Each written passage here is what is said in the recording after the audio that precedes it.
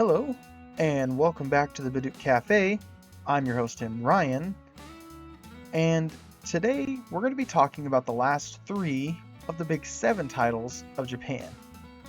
As a reminder, these three titles, as part of the Big Seven, grant promotions to professionals who seek out these titles. So if you can challenge for the title, it's 7 Dan Professional. If you win, it's 8.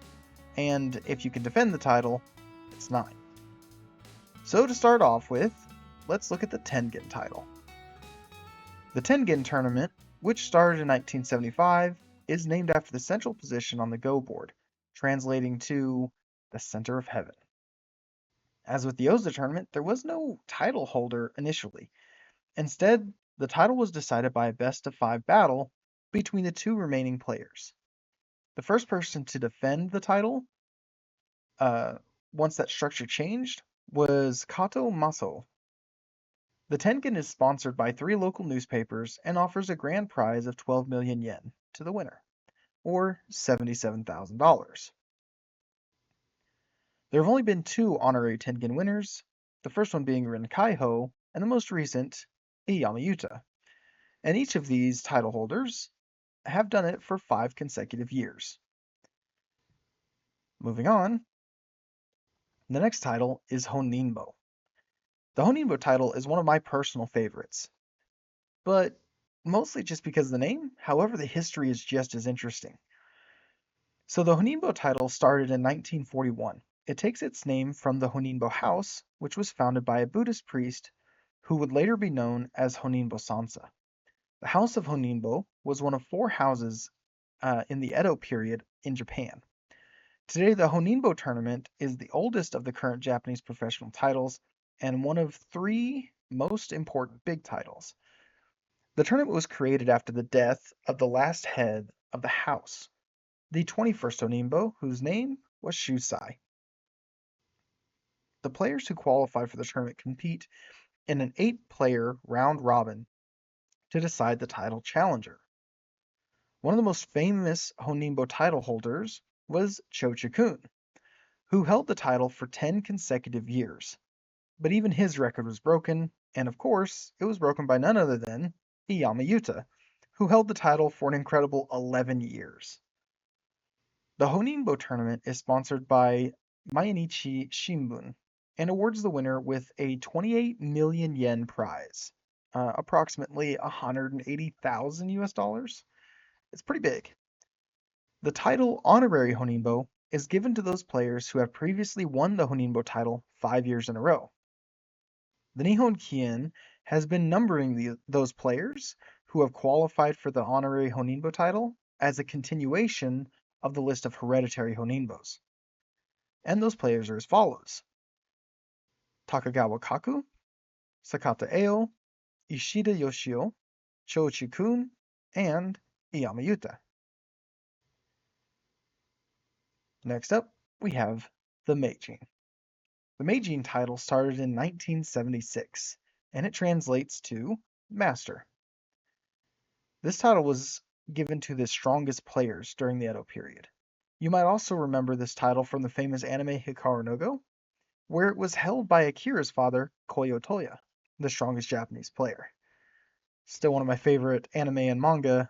I love that stuff. So if you're like me, props. Interestingly enough, the name is connected with the Honinbo Sansa. When a famous feudal lord was watching one of his games, he was so awestruck by Sansa's brilliant moves that he exclaimed, Meijin. And since then, it became a title that all the best Edo period Go players sought after.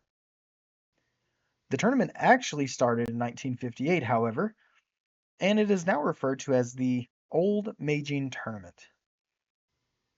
And it was sponsored by the Yomiuri Shimbun. But then it was bought by the Asahi Shimbun, and the tournament now offers its players a prize of 30 million yen for winning the title, or roughly 192,000 US dollars. Eternal rivals Cho-Chi-kun and Koichi Kobayashi are the only 2 players to become honorary Meijin. Chi-kun won the title 5 times in a row between 1980 and 1984, while Kobayashi managed a streak of 7 consecutive years between 1988 and 1994. Now here's where the history of it gets really interesting. So during the Tokugawa shogunate, there was a government position known as Godokoro, the Go instructor to the shogun. There was a similar job for shogi, but we're going to focus on Go as that's what my channel is geared towards. The Godokoro post was created by Tokugawa Ieyasu and appointed by a commissioner of temples and shrines. As only the strongest player in the country could hold the post, the Meijin title was a requirement to become Godokoro. However, it did not guarantee the appointment, and the position was sometimes vacant for many years. Strong and ambitious Go players sought the job, sometimes rewarding to scandalous political maneuvers. The Meijin Godokoro had significant power, prestige, and prerequisites. In addition to having a government stipend and some access to the shogun, the Meijin Godokoro was the highest official in the Go world, approving rank promotions, scheduling castle games, and adjudicating disputes between the Go houses. I'm not going to lie, I would love a TV show about this, but maybe that's just me.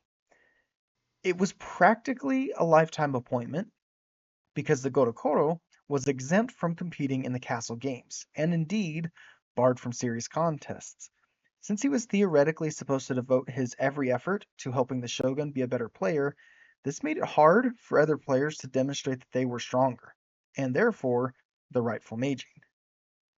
Because of this and other governmental support for Go, the other four houses, during the Tokugawa period, the quality of play grew faster in Japan than elsewhere. Honinbo Joa was the final Meijin Godokoro, as the Godokoro post was abolished in 1868 after the Meiji Restoration. Anyways, that's all for this video. I want to thank you guys for tuning in, and I hope that you take the time to like, comment, subscribe, clack those notifications if you want to keep in touch whenever my videos come out. And again, if you have any interest in specific news stories, history, or Go professionals, please let me know. I would love to do the research and make a video about it. Also, if you have any fun stories from your clubs or from your Go communities that you're in, I'd love to hear about it and bring your club out in one of my videos. Again, my channel isn't just about news or Go professionals. I want to connect the Go community as a whole with one another. So feel free to let me know about stuff you'd like to share. Anyways, that's all for this video. I hope you have a great day, and I'll catch you in the next one.